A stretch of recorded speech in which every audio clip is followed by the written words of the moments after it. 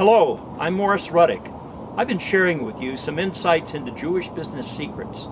We began by talking about foundations that need to be recovered in both a micro and a macro level in the way we do business. I've mentioned that the enduring foundations of Jewish business secrets form the basis of determining one's identity, how a person's gifts are developed and applied to business, all of which combine to pave the way to determine the purpose or destiny that an individual is on the earth to serve. These Jewish foundations nurture trust communities that enhance the entrepreneurial dynamic for its members. It has become a cultural distinctive whereby the diversity of the gifts of its members are nurtured to the benefit of the entire community.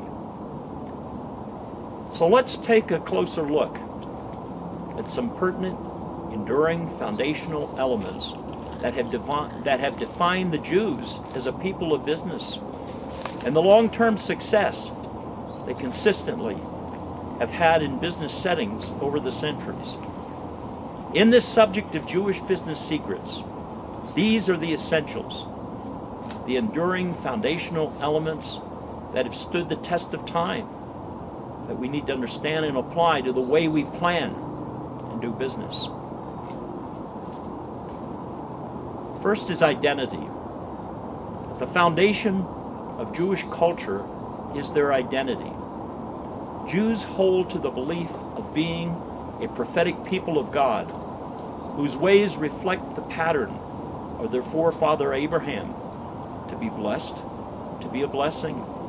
This distinction has been both unique and pertinent to their destiny.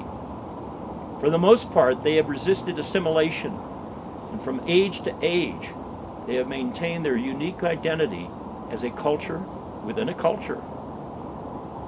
Jews share with many Asian cultures the distinction of having had their share of centuries as a conquered people, yet without losing their foundations culturally that have made them unique and strong. Jewish and Asian diasporas share in both having retained their cultural identities and serving as positive influencers to the cultures of which they have become a part. Next is community.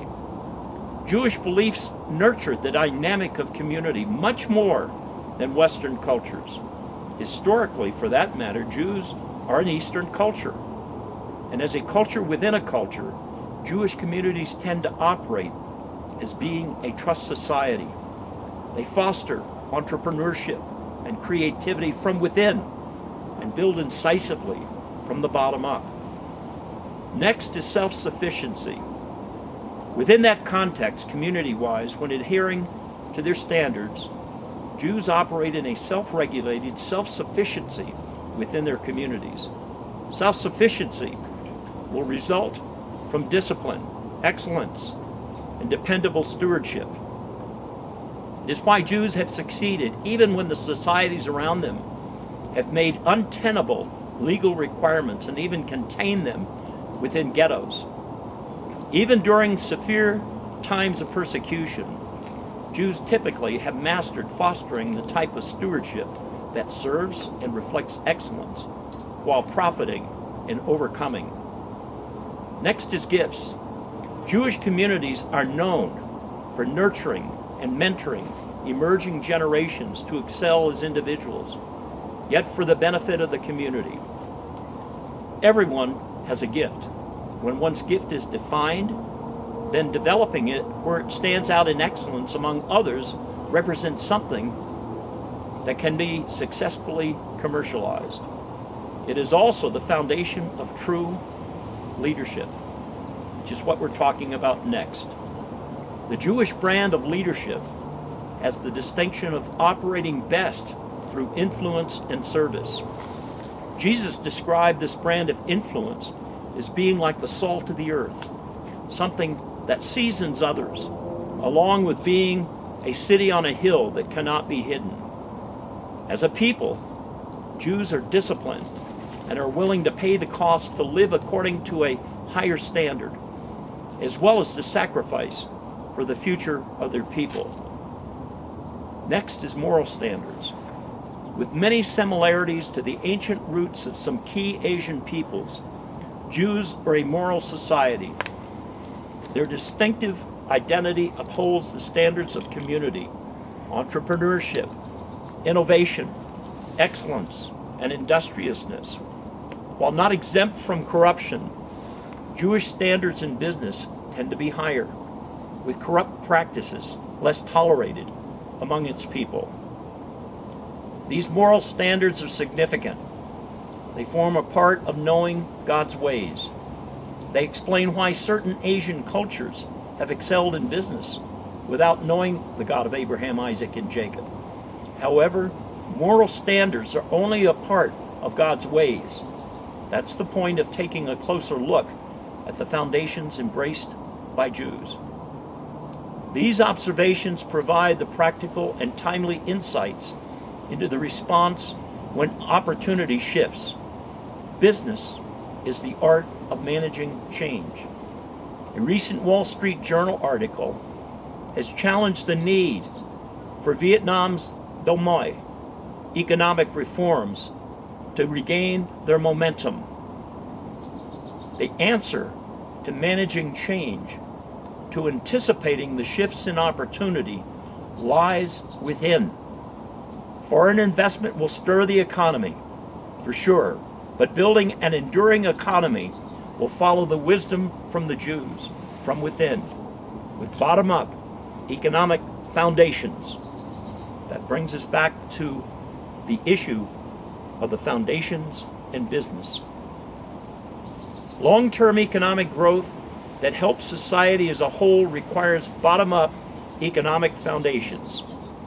This doesn't discount either the opportunity or importance of leveraged development from top-down investment activity or business accelerator strategies. Nevertheless, while the term startups and small business in the West has tended to embrace a threshold of anything under 20 million US dollars annually, the threshold tied to the foundations that has evolved from the people of business needs to be lowered.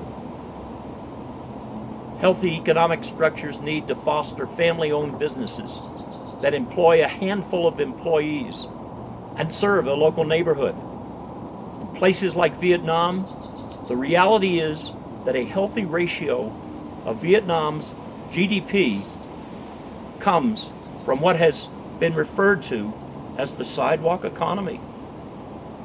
Historically in the West, some of the current, longest-lasting, more stable, larger organizations have grown from very humble beginnings.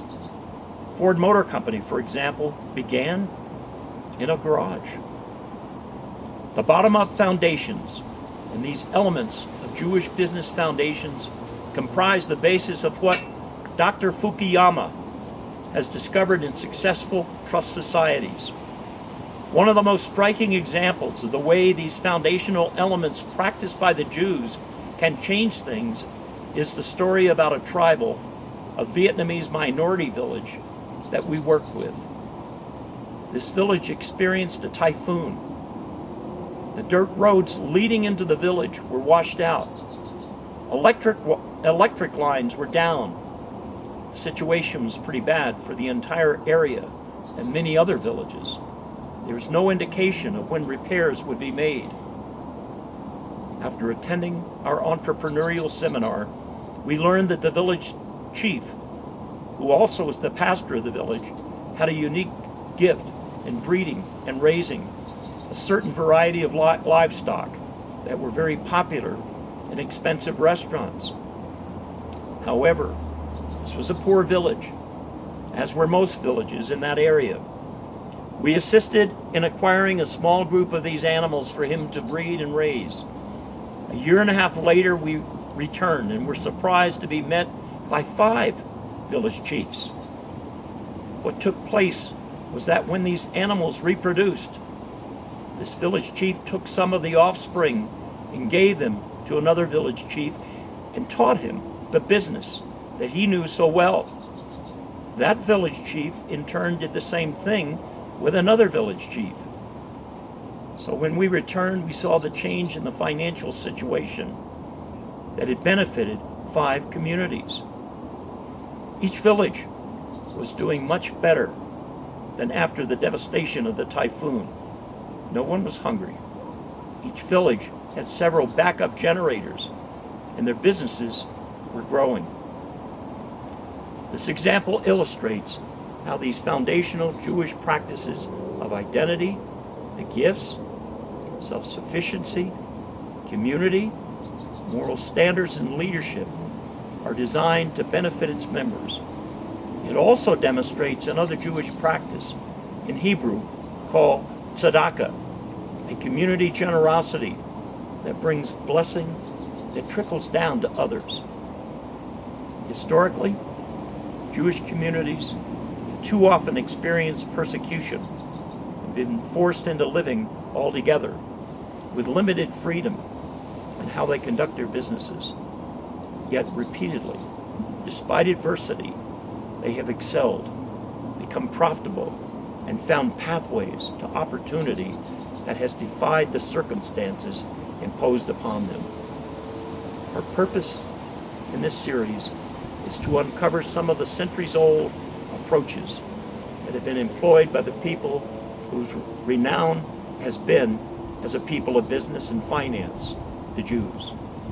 And I'm Morris Ruddick, and in our next session, we're going to examine the Jewish model that began with the father of the Jewish people, Abraham.